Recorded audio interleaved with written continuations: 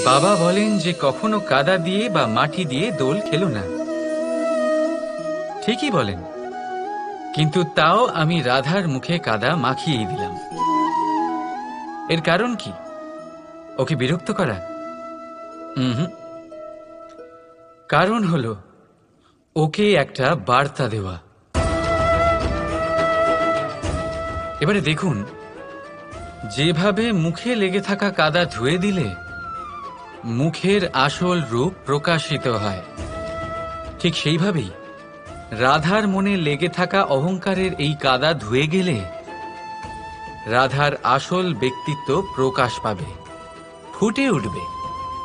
আশা করছি তা যেন শীঘ্রই হয়। কিন্তু ততক্ষণ আপনিও মনে মনে একটা প্রতিজ্ঞা করুন, জেদ করুন যে এই বছর এই দোলে নিজের মনে লেগে